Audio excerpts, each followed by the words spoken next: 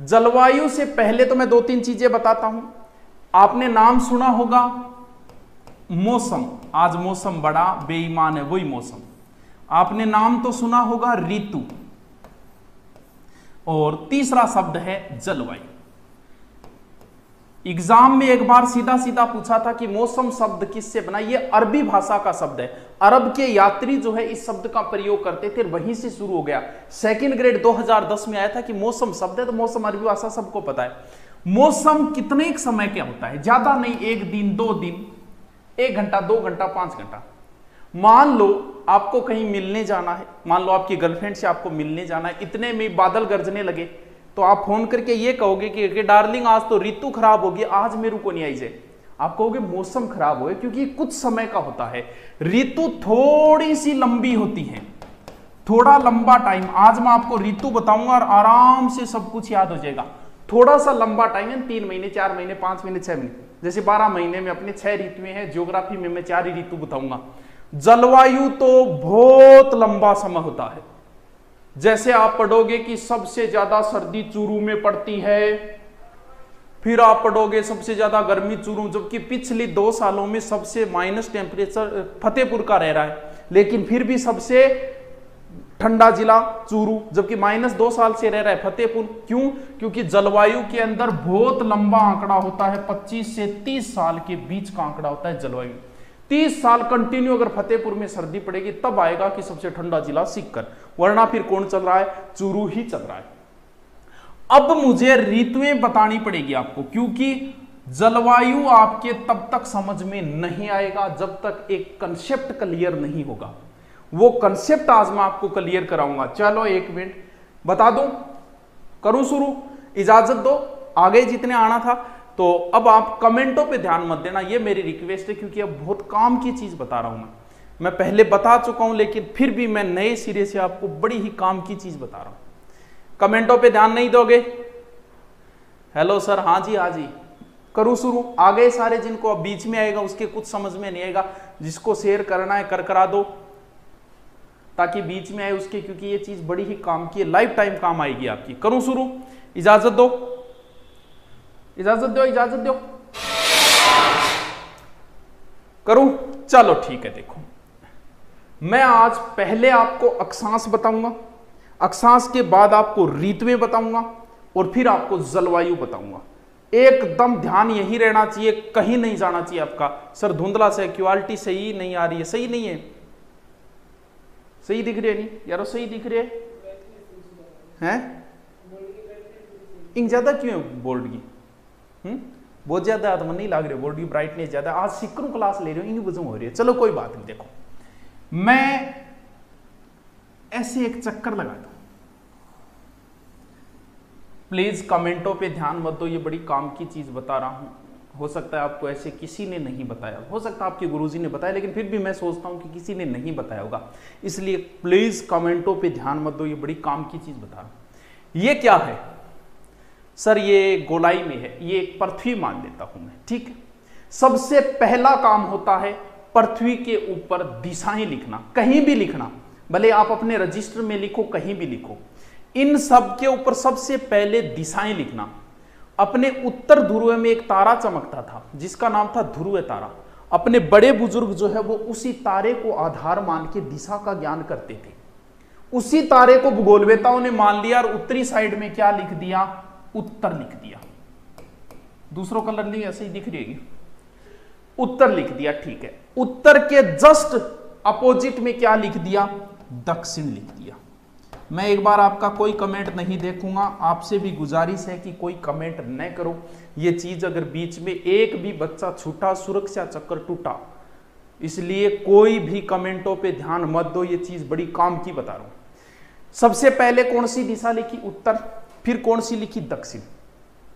अब बात आती है कि पूर्व किधर लिखूं, पश्चिम कहां लिखूं? उत्तर का सबको पता है, जैसे आपके रीजनिंग में भी आता है। जैसे कहे कि रीजनिंग में राम रहीम उत्तर की ओर जा रहा है, आपने कर दिया, सबको पता है कि उत्तर ऊपर है। सामने से हनीप्रीत को देखकर पूर्व में मुड़ गया, अब नहीं पता कि ये पूर्व किधर है। अब कुछ बच्चे तो इसको इधर मरोड़ देंगे, कुछ इधर मरोड़ देंगे। देखो बच्चों, ये आपका जो राइट हैंड है, ये राइट हैंड इधर जहां लास्ट में रुके वहां हमेशा ही पूर्व दिशा होगी।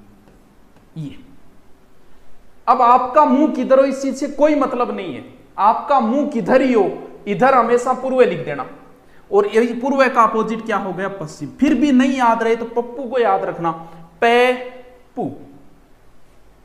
साफ दिखाई नहीं दे रहा है, धुंधला दिखाई दे रहा है, रेड पेन यूज करूंगे। चलो चलो कोई बात नहीं, ये लो जी, बात इतनी समझ में आई। अब एसएससी के अंदर एक बार एक क्वेश्चन आया कि प्रमुख दिशा कौन सी है, पूर्व पश्चिम उत्तर दक्षिण, अलग अलग ऑप्शन दे दिया, अब उत्तर बताओ क्या होगा।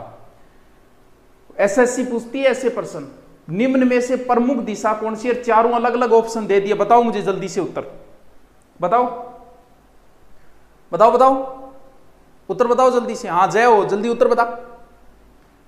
प्रमुख दिशा कौन सी है, चारों अलग अलग ऑप्शन दे दिए, चार। अब कुछ बच्चे ज्ञानी लोग पूर्व करके आएंगे, क्यों करके आएंगे, वो सोचते हैं सूरज पूर्व मुग गए, सब मेन दिशा पूर्व, अरे टावरो बाद में बेरो चाले सूरज की नव्यो, सबसे मेन दिशा उत्तर है। अब मैं आपको कई उदाहरण देता हूं, जैसे ये क्या हो गया उत्तर, ये क्या हो गया दक्षिण, ये क्या हो गया पूर्व, ये क्या हो गया पश्चिम।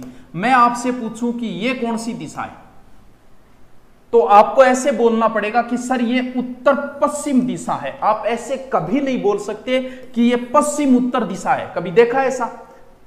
उदाहरण दो सर, जैसे ये राजस्थान है, ये राजस्थान का उत्तर है, ये दक्षिण है, ये पूर्व है, ये पश्चिम है, ये मरुस्थल है, इसे उत्तर पश्चिम का मरुस्थल बोलते हैं, ना कि इसे उत्तर पूर्व का मरुस्थल।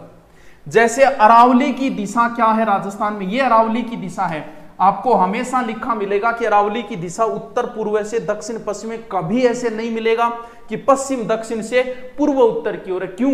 क्योंकि जो दिशाएं पहले आई है उन दिशाओं का नाम आपको पहले लेना पड़ेगा। ये हाड़ौती का पठार है, इसे दक्षिण पूर्व का पठार बोला जाता है, पूर्व दक्षिण का पठार नहीं बोला जाता। समझे क्या बात को? यानी जो दिशा, यानी प्रमुख दिशा उत्तर है, उसी को रेफरेंस मान के अन्य दिशाओं का हमने ज्ञान लिया है। तो आज के बाद कभी भी कहीं भी लिखना पड़े दिशाएं गलत मत लिखना। सबसे ऊपर उत्तर आएगा, दक्षिण आएगा, ये राइट हैंड जहां जाके रुके वहां हमेशा पूर्व दिशा होगी, और बाकी हो गई पश्चिम दिशा। ठीक है, मिटाने को ये नहीं होगी।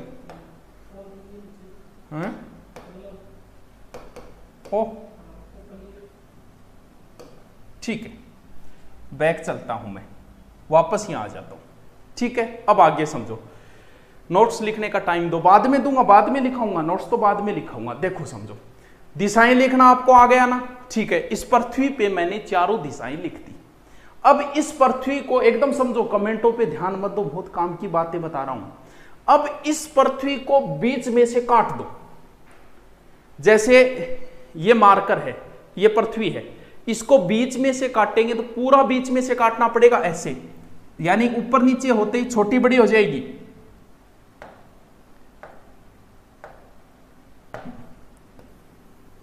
ये लो, मैं समझो हाथ को नहीं हो, हाँ काट दिया बीच में। अगर आप किसी भी सेव को अगर ऐसे काटते हो तो बीच में से काटना पड़ेगा, ऐसे काटो, कहीं से भी काट तो दो बराबर भाग बनेंगे, लेकिन ऐसे काटेंगे तो पूरा बराबर से ही काटना पड़ेगा।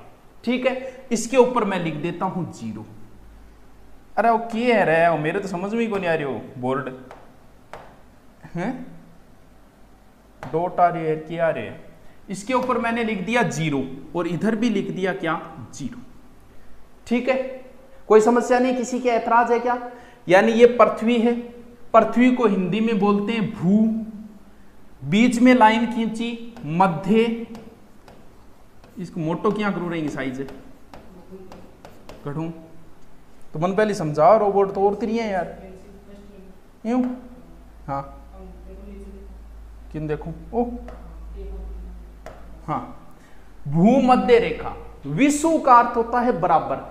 ये लाइन पृथ्वी को दो बराबर भागों में बांटती है, इसलिए इसका दूसरा नाम क्या है, विषुवत रेखा।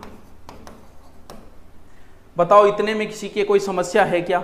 बताइए बताइए, कोई समस्या है क्या?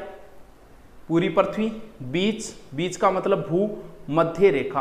अब पृथ्वी पर दो प्रकार की लाइनें खींची होती है, एक तो होती है अक्षांश और एक होती है देशांतर। कई टाबरान तो न्यू ही कौन पतो अक्षांश, जैसे किसी पृथ्वी पर दो प्रकार की लाइनें हैं, एक तो ये है और एक लाइन ये है। अब कहीं तो वही कौन बेरो का ये अक्षांश है कि ये अक्षांश है। अरे टाबरो बहुत इजी है, वेरी वेरी वेरी EASY। ऐसे लिखते हैं ए अक्षांश, ये जो लाइन है ये ऐसे लिखते हैं, ये लो ये यानी पूर्व से पश्चिम या पश्चिम से पूर्व, ये अक्षांश। देशांतर में द नीचो खींच दियो ओलो, उत्तर से दक्षिण की ओर खींची गई रेखाएं देशांतर। कितना इजी है, यानी मैं अब इस पर अक्षांश रेखाएं खींचता हूं। बड़ा काम का टॉपिक है ये, बड़ा इंटरेस्टिंग टॉपिक है ये। एक बार समझ लो, इस जन्म में नहीं भूलोगे, अगले जन्म में भले ही आपका जन्म कहीं हो जाए फिर भी आपको याद रहेगी अक्षांश। देखिए, चल देखिए, अब मुझे इस पर अक्षांश रेखाएं खींचनी है क्योंकि इसकी जरूरत है, जलवायु में आगे जरूरत पड़ेगी। मैं क्यों बता रहा हूं वो आप समझ जाओगे कि जलवायु में आगे जरूरत पड़ेगी। मैं इसको यहां पर मध्य के अंदर एक डॉट ले लेता हूं, ठीक है। चांद देखा है? हाँ गुरुजी चांद देखो, आज इस हाथ पर चढ़ के देखो। वो चांद नहीं, वो चांद डी, इसके ऊपर यहां 0 होता है, यहां 0 होता है, फिर यहां 1 2 3 4 89 90, फिर इधर से 1 2 3 4 5 6 89 90। देखा होगा ऐसा, सबने देखा है, बताओ भी। हाँ गुरुजी देखिए, आगे चलो चलो देखो। अब मैं उस चांदे को यहां रखता हूं, ये 0 है, 0 की 0 मिल गई। अब मुझे 1 डिग्री अक्षांश खींचना है, तो उस चांद में इधर यहां पर एक आएगा, इधर यहां पर एक आएगा। इस लाइन को मैंने मिला दिया, ये हो गई 1 डिग्री अक्षांश रेखा। 0 से उत्तर में जितनी भी खींचूंगा उसके आगे उत्तर लगेगा, तो ये 1 डिग्री उत्तरी अक्षांश रेखा है। फिर मुझे खींचनी है 20 डिग्री, तो वही चांद मैंने यहां रखा 0 से मिला के, इधर आया 20 यहां, इधर आया 20 यहां, इसको मैंने मिला दिया। ये लो जी 20 डिग्री उत्तरी अक्षांश रेखा। ऐसे करते करते कितनी खींची जाएगी? 89 और लास्ट में कितनी? 90। अब मुझे खींचनी है दक्षिण की ओर, ठीक है। अब दक्षिण में वो चंदा ऐसे रख दिया, इधर एक यहां, इधर एक यहां, इसको मिलाया, ये हो गई 1 डिग्री दक्षिणी अक्षांश रेखा। 50 खींचनी है तो चंदे में यहां लगभग यहां 50 आया, इधर लगभग यहां आया, इसको मिला दिए, ये लो 50 डिग्री दक्षिणी अक्षांश रेखा। कितना इजी है। आगे चलो, इतनी बात समझ में आई, आगे चलता हूं। देखो ये कई अक्षांश नहीं बता रहा, अभी जरूरत है वही चीजें बता रहा हूं। अक्षांश कितने हैं क्या है वो बाद की बातें हैं, यहां नहीं कर रहा मैं उनको, यहां मेरे को जितनी जरूरत है उतनी चीज ले रहा हूं मैं। हो गया क्लियर, ठीक है। दोबारा लिख देता हूं मैं। इतना हमने बनाया, सबसे पहले दिशाएं लिखी, उत्तर दक्षिण पूर्व पश्चिम, इसको मैंने मिलाया 0, इसका नाम लिखा भूमध्य रेखा क्योंकि पृथ्वी को बराबर भागों में बांटी, और विषुवत रेखा, ठीक है। फिर हमने 90-90 अक्षांश खींचे, लेकिन एक बार यहां पर 23.5 डिग्री अक्षांश रेखा है, 23.5 डिग्री। 0 से ऊपर है तो क्या है? उत्तरी अक्षांश रेखा। फिर यहां पर है 23.5, जिसकी हमें जरूरत है सिर्फ वही लेंगे हम। 0 से नीचे है तो दक्षिणी 23.5 डिग्री दक्षिणी। फिर एक की यहां जरूरत है 66.5 उत्तरी अक्षांश रेखा। लास्ट कितनी है? 90, और यहां 66.5 और 90। एक अब बहुत बार प्रश्न है, कर्क रेखा होती है 23.5 डिग्री उत्तरी, 23.5 डिग्री दक्षिणी, 23.5 डिग्री पूर्वी, 23.5 डिग्री पश्चिमी।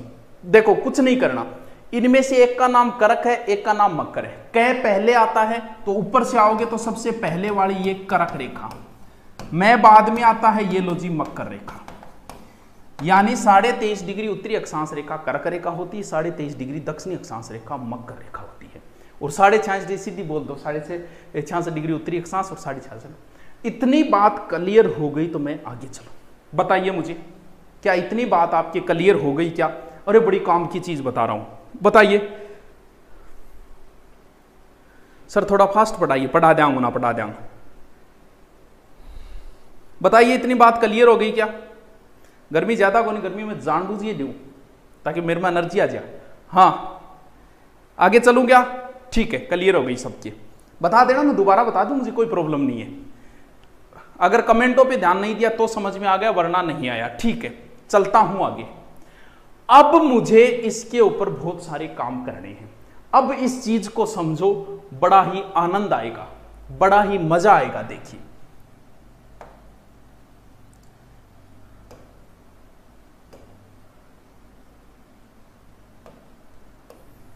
ठीक, देखिए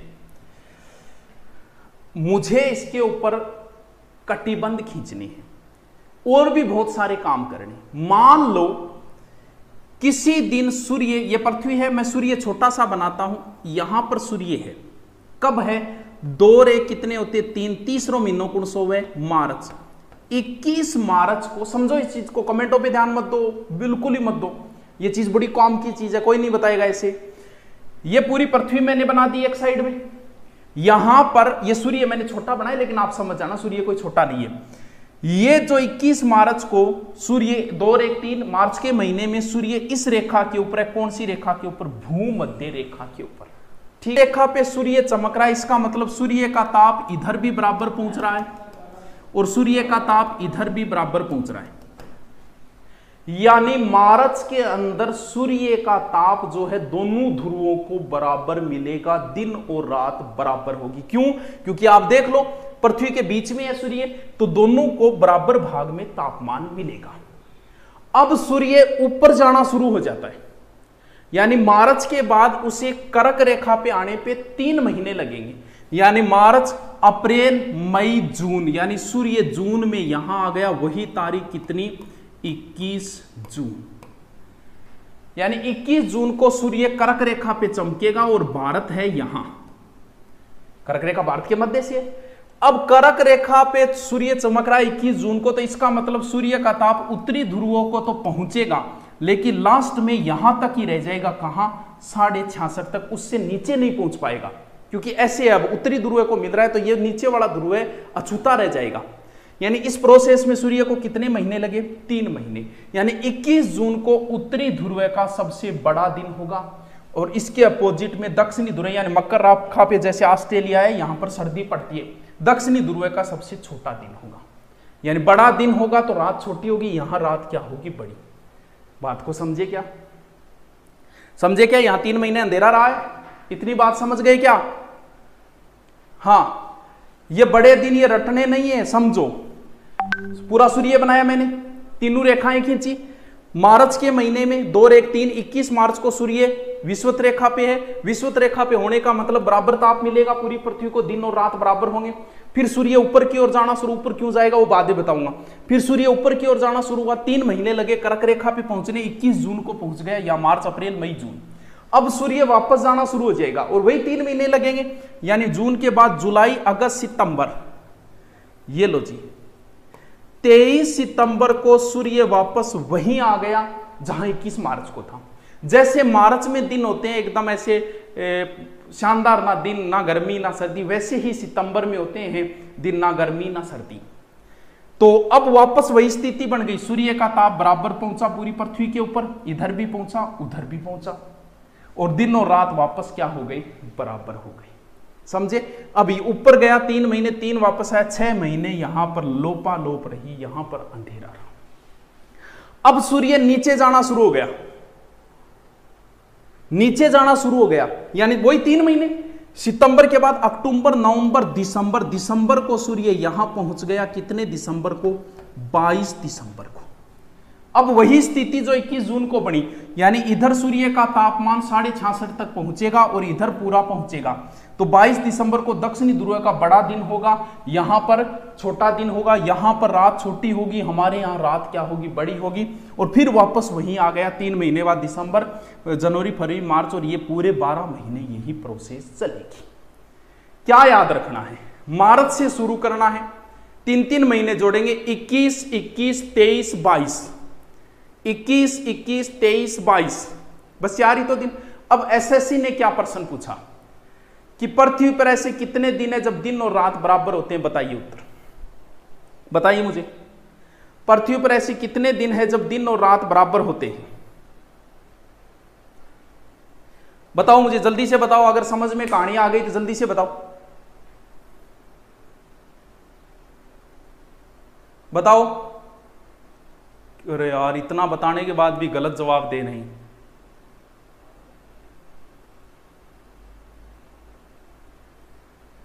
अरे 21 मार्च को यहां चमकेगा, दिन और रात बराबर होगी। फिर ऊपर गया तो इधर तो दिन बड़े होने शुरू हो गए, इधर छोटे होने शुरू हो गए दक्षिणी ध्रुव में। जून में यहां का दिन बड़ा हुआ, रात छोटी हुई, यहां उल्टा हो गया। फिर आया नीचे, तो ये 23 सितंबर और 21 मार्च दो ही ऐसे दिन है जब पृथ्वी पर दिन और रात बराबर होंगे। बाकी यहां पर 21 जून को यहां गर्मी पड़ेगी, यहां सर्दी पड़ेगी, यहां 22 दिसंबर को गर्मी पड़ेगी, यहां सर्दी पड़ेगी। क्या इतनी बात समझ में आई? मार्च में कौन सी ऋतु शुरू होती है? मार्च में पतझड़ आता है, बसंत ऋतु शुरू होती है। यानी 21 मार्च को बसंत ऋतु शुरू होगी, 21 जून तक चलेगी।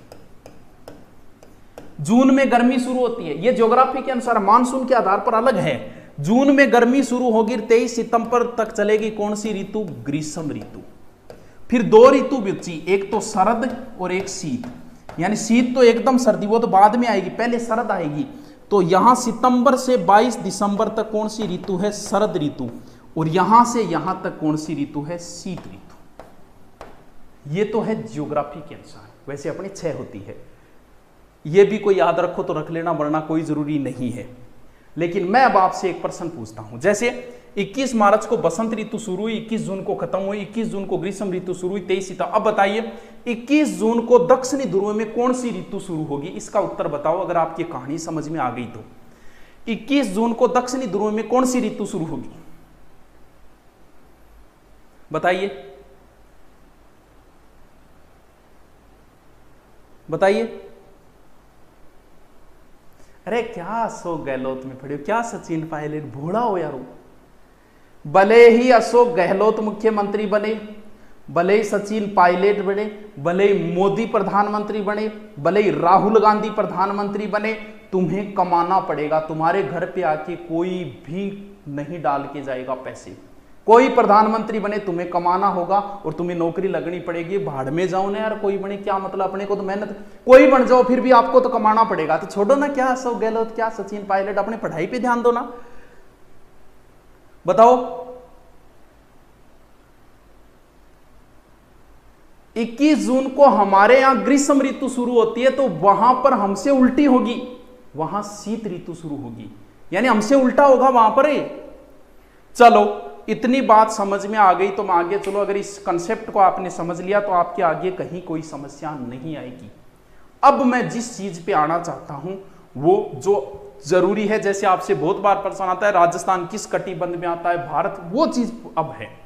और ये चीज बहुत काम आएगी जब मैं मानसून समझाऊंगा, तब ये कंसेप्ट काम आएगा। सीधा याद रखना 21, 21, 23, 22, 21, 21, 23, 22, बस मार्च से शुरू करना है बस। चलो दोबारा मैं नई चीज पे आता हूं अब, जो चल देखिए क्या बताया मैंने ये बनाया।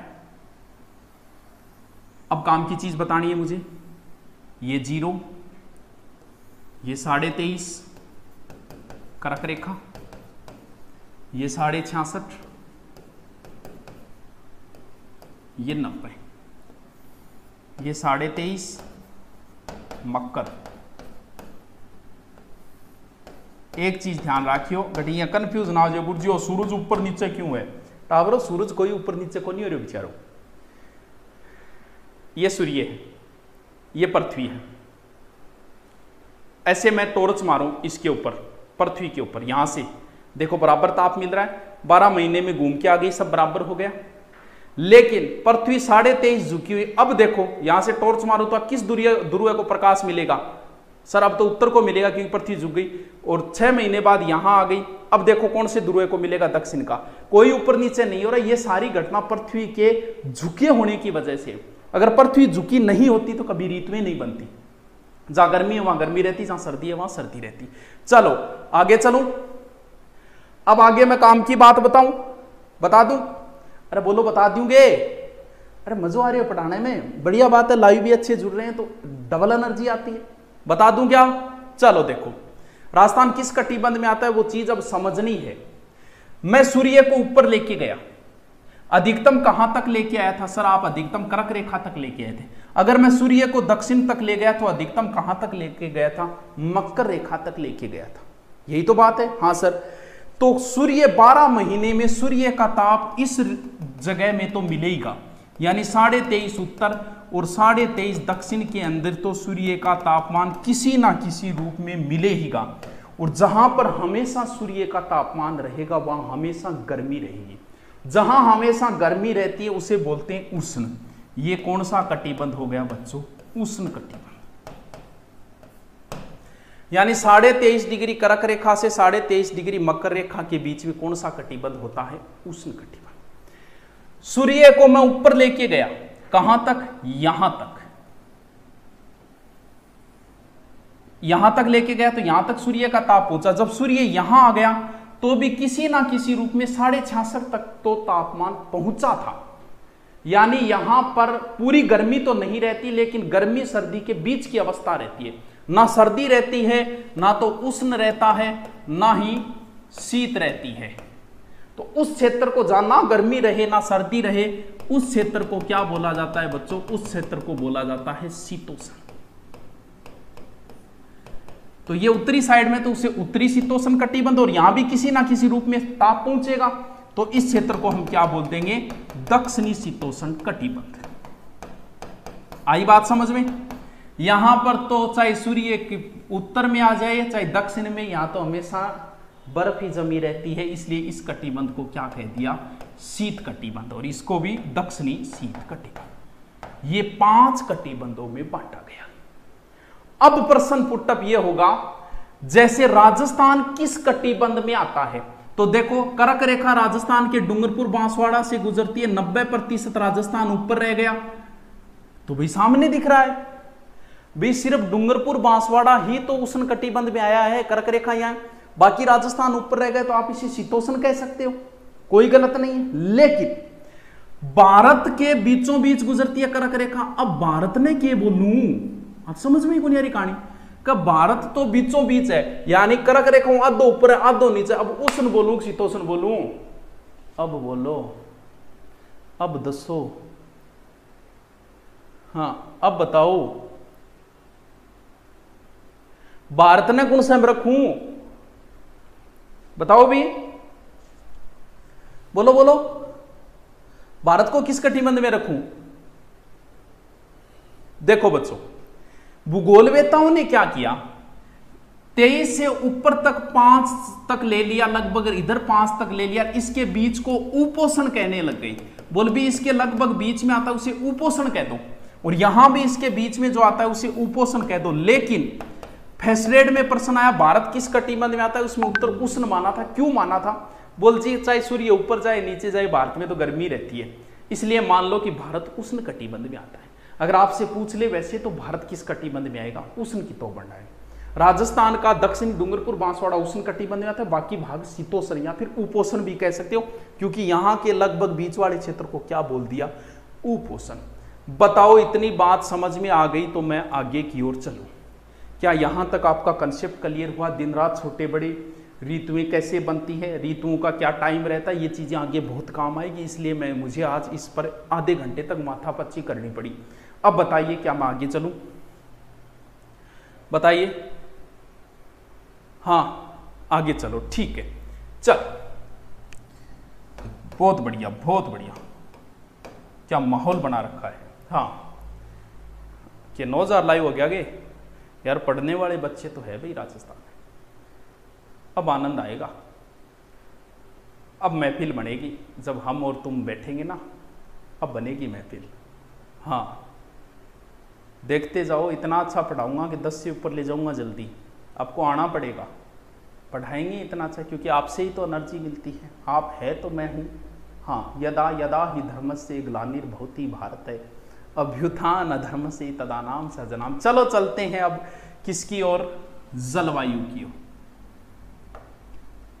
जलवायु, ठीक है। मौसम संबंधी सेवा भारत में वैसे 1875 में शुरू हुई थी। उस समय मौसम का कार्यालय शिमला में था, लेकिन वर्तमान में कहां पर है? पुणे के अंदर। ठीक है, वही चीजें काम आएगी। मैं आज मानसून नहीं लेके आऊंगा, लेकिन मानसून से पहले की अवस्था जो है वो लेके आऊंगा। देखिए, अब मैं भारत को बना देता हूं, क्योंकि भारत के संदर्भ में ही हम राजस्थान को पढ़ेंगे, ताकि आपकी भारत की जलवायु भी कंप्लीट हो जाए।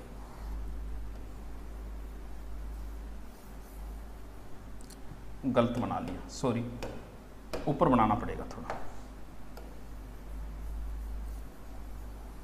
ठीक है,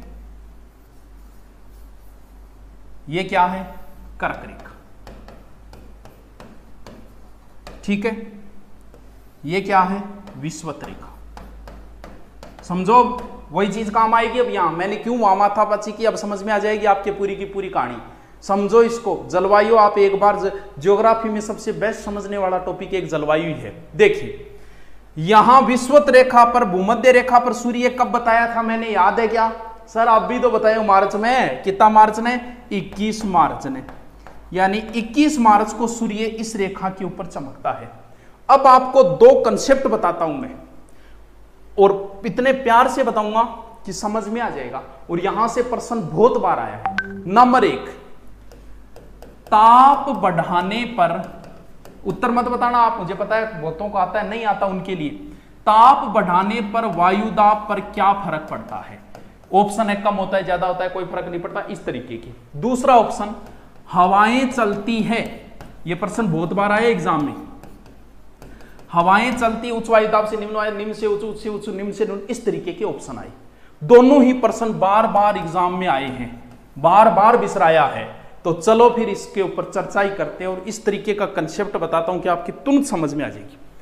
ताप, जैसे ये सूर्य बताया आपको, सूर्य कर्क रेखा पर चमक रहा है यहां, इसका मतलब ताप कोई हीटर से थोड़ी बढ़ाएगी, जहां सूर्य वो चमकेगा सीधा वहीं ताप बढ़ेगा।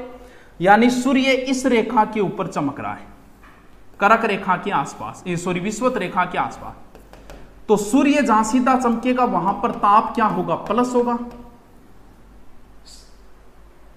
ये मान लो कि सूर्य की भयंकर किरणें गिरेगी, कहीं पर आप बाहर बैठे हो, आप वायु के कण हो, यानी आप क्या हो? वायु हो, और आपके ऊपर सूर्य की सीधी किरणें पड़े, क्या आप टिक पाओगे? क्या वहां ना गुरुजी टिकी जे एक रहे, सूर्य के सामने कोई बैठे रही ना कौन रही, तो बेचारी हवा की क्या औकात है। जहां पर सूर्य का ताप गिरेगा वहां की हवा गर्म हो जाएगी, उसकी औकात ही नहीं है कि वो वहां पे टिक पाएगी, और गर्म होकर ऊपर चली जाएगी। इसका मतलब वायु दाब का मतलब यह होगी कि हवाएं कम या ज्यादा, उच्च वायु दाब, निम्न वायु दाब, उच्च का मतलब ज्यादा हवा, निम्न का कम। यानी जहां पर सूर्य किरणें सीधी पड़ी वहां की हवा गर्म होकर चली गई ऊपर, इसका मतलब वहां वायु दाब क्या हो गया? निम्न हो गया। यानी सीधा सा कंसेप्ट है, ताप बढ़ाने पर वायु दाब क्या होगा? कम होगा। अब प्रश्न आया कि हवाएं चलती है, यानी वायु दाब उच्च, उच्च का मतलब हवा जहां ज्यादा है, निम्न का मतलब कम। अब देखो इस प्रश्न को कई बार आया और उत्तर के कर गया हुआ। और देखो थे कई शाना टाबर है, आपने भरिया पड़े शाना टाबर आई तो कमी को नहीं। देखो के करिया, जैसे यहां पर सूर्य की किरणें कम पड़ रही, यहां पर वायुदाब क्या है? उच्च है, और इसके नजदीक यहां पर क्या है? निम्न है। प्रश्न आता है हवाएं चलती है उच्च वायुदाब से निम्न, निम्न से उच्च, उच्च से उच्च, निम्न से निम्न। और भाई साहब बिना सोचे समझे करिया होगा कि हवाएं निम्न वायुदाब से उच्च वायुदाब की ओर चलती है। अरे टावरो एक बात तो बताओ, निम्न वायुदाब का मतलब वहां हवा है ही नहीं। जब है ही नहीं तो आपने चला कैसे दी है बताओ? मैं आपसे 500 रुपये मांगू और आपके पास है ही नहीं, दोगे कहां से? जहां हवा है ही नहीं तुम चला कहां से रहे हो? हवा तो जहां ज्यादा होगी वहां, प्रकृति का यही नियम है, जहां पर चीजें ज्यादा हो गई प्रकृति अपना संतुलन बनाने के लिए वहां की चीजें जहां कम है वहां भेज देती है। जहां पर हवा ज्यादा है प्रकृति वहां से संतुलन बनाने के लिए जहां पर हवा है नहीं वहां भेज देती है। यानी हवाएं हमेशा उच्च वायुदाब से निम्न वायुदाब की ओर चलती है। क्या दोनों कंसेप्ट क्लियर हुए? ताप बढ़ाने का मतलब जहां सूर्य सीधा चमकेगा वहां पर टेम्परेचर, ताप बढ़ाएंगे तो वायुदाब क्या हो जाएगा? वायु क्या हो जाएगी? कम। हवाएं किधर चलती है? उच्च वायुदाब से निम्न वायुदाब की, यानी high pressure to low pressure. क्या इतनी बात समझ में आई? स्क्रीनशॉट का मौका दो, मैं बाद में लिखवा दूंगा। चलूं क्या आगे? बताइए मुझे, आगे चलूं क्या? चलो वापस आओ। सूर्य यहां चमक रहा है, ठीक है। थोड़ा सा सूर्य ऊपर आएगा कब? मार्च, अप्रैल, मई, जून में यहां आएगा। लेकिन जून तक हमें नहीं जाना, हमें पहले आना है। यानी मार्च के बाद लगभग अप्रैल मई में सूर्य यहां पर चमकेगा। कहां पर? लगभग यहां पर। बताओ, यहां पर सूर्य चमक रहा है, ये अरब सागर है, ये बंगाल की खाड़ी है, यहां पर सूर्य चमक रहा है, तो यहां वायुदाब क्या हो गया? सर सूर्य यहां चमक रहा है तो वायुदाब जाहिर सी बात है कम हो गया। और यहां पर यानी यहां की बजाय यहां पर थोड़ा सा वायुदाब क्या हो गया? ज्यादा। अब हवाएं थोड़ी इधर चलेगी, कब? अप्रैल के अंदर।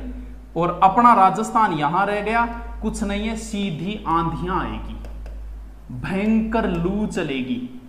ऊपर से आ रही है तो सबसे ऊपर सर्वाधिक आंधियां गंगानगर, फिर हनुमानगढ़, फिर बीकानेर, फिर चूरू। और कई बार ये तरीका को वायुदाब कई बार कम ज्यादा हुआ, ऋषियों गोल घेरो सो बनेगो, जकन आपा कह दिया भंगूड़ियों। कब आते हैं? मार्च अप्रैल। अभी मानसून नहीं आया है, मानसून नहीं आया है, उसको बाद में लाएंगे। अभी तो हम मार्च अप्रैल के अंदर ही है। क्या होता है, कई बार यहां पर वायुदाब कम हो जाता है, यहां पर ये समुद्र ज्यादा हो जाता है, तो कई बार यहां से बादल उठ के आ जाते हैं। मानसून नहीं आया। जैसे वर्तमान में बारिश हो रही है, इससे थोड़े दिन पहले हुई तो वो मानसून की बारिश नहीं थी, वो ऐसे ही कई बादलिया बेचारा घूम फिरता आ गया, बे बारिश ही बा। यानी मार्च अप्रैल में जो बारिश होती है वो मानसून पूर्व वर्षा होती है, ना कि मानसून की। तो यहां से कई बार छोटे मोटे बादल उठते हैं और यहां पर बारिश शुरू करते हैं, यहां पर आम पक जाते हैं। इसीलिए यहां पर उसे कहा जाता है क्या? आम्र वर्षा। ग्रीष्म ऋतु से पहले जो वर्षा होती है उसे आम्र वर्षा कहा जाता है। सर कहां पर होती है आम्र वर्षा? ये मान लो आपके आम पक के आ रहे बन गए, आम आपने मार्च अप्रैल में आ जाए, अप्रैल में आ जाए, क्योंकि अप्रैल में थोड़ा बहुत बारिश हो जाए। तो ये मान लो केरल, कर्नाटक, थोड़ी बहुत अठे हुए तो चेरी ब्लासम भी बोल दिया, क्योंकि कॉफी काफी भी खातर हुए नहीं, वास्ते मिल बोलते चेरी, शेरी, चेरी, चेरी को नहीं आई करेगी खाना रही, बा वर्षा, चेरी ब्लासम, फूलों वाली वर्षा का स्टापा। यहां पर भी भयंकर तूफान आते हैं, इसलिए इसे वहां पर कहा जाता है काल बैसाखी। बहुत खतरनाक हुआ। बैसाख आ गयो नहीं, चैत बैसाख आ गयो तो काल बैसाखी, यानी बैसाख का महीना में काल बैसाखी बोले, जिसको असम, पश्चिम बंगाल। अभी मानसून नहीं आया है। यहां छोटा नागपुर के पठार से भी तूफान उठते हैं, जिन्हें नॉर्वेस्टर कहा जाता है, और ये इधर असम की साइड में जाते हैं, चाय के लिए फायदेमंद होते हैं, उन्हें टी सावर्स कहा जाता है। तो ये प्रश्न कई बार सीधे सीधे आ जाती है, आम्र वर्षा कहां होती है, चेरी ब्लासम कहां होती है, टी सावर्स कहां होती है। अभी मानसून नहीं आया है। क्या इस कंसेप्ट को समझ में आई? क्या ये कंसेप्ट समझ में आया क्या आपके? अभी मानसून नहीं, मानसून तो कल लेके आऊंगा। अभी तो सिर्फ आपको इतना ध्यान रखना, आम्र वर्षा, चेरी ब्लासम, कौआ की फूला फाला यहाँ खातर, नॉर्वेस्टर कहाँ, काल बैसाखी कहाँ, और चाय वर्षा कहाँ, टी सावर्स। क्या ये कंसेप्ट समझ में आया क्या? बताइए भी, क्या ये समझ में आया क्या?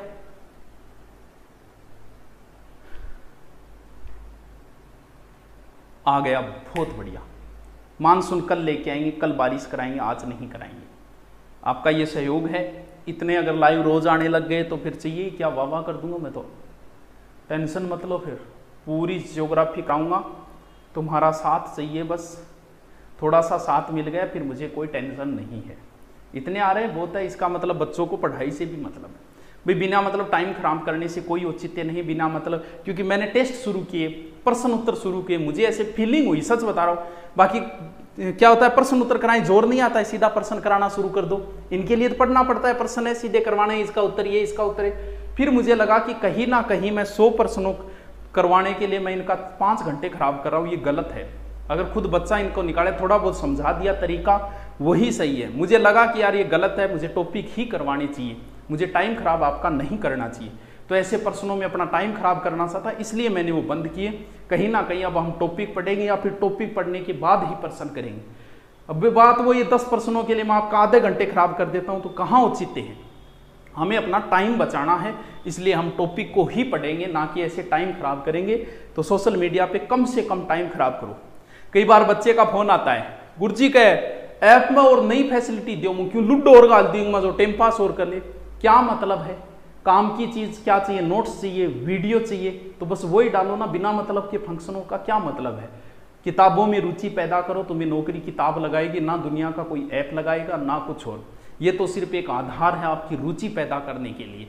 तो किताबों से ज्यादा रुचि बनाओ, ज्यादा फंक्शनों का कोई मतलब नहीं, आपको जो चीज चाहिए सिर्फ वही पढ़ो। चलो अब लिखो, ये क्या 43 मिनट हो गई क्या, कल लिखोगे क्या आज ही, बताइए। चलो कोई नहीं, फिर इसको कल लिखेंगे, कल मानसून लाएंगे, इतने के इतने आने चाहिए, रोज प्रेजेंट हो जाने चाहिए। ये मान लो कि कोचिंग की क्लास है, डेली आना है आपको, आप डेली आओगे तो मैं भी एनर्जेटिक होके आता हूं कि और टॉपर वेट करने लाग रहा है, मेरा भी माहौल बने। चलो कोई बात नहीं, हम फिर इस टॉपिक को लिखेंगे भी कल इसको समझ के कल ही लिखेंगे जलवायु को। ओके थैंक यू, कल मिलते हैं, फिर कल ही लिखेंगे, आज रहने दो। हाँ ध्यान रहे, मिट्टियां जो है वो मैंने ऐप पे डालती है सबके लिए, वो नोट्स ले लेना आप, ऐप के ऊपर सबके लिए डाल दिया है नोट्स, मिट्टी वाला सबके लिए कर दिया, कोई बात नहीं, कल जिसने नहीं लिखा वो वहां से ले लो सीधा नोट्स। ओके थैंक यू, कल मिलते हैं फिर।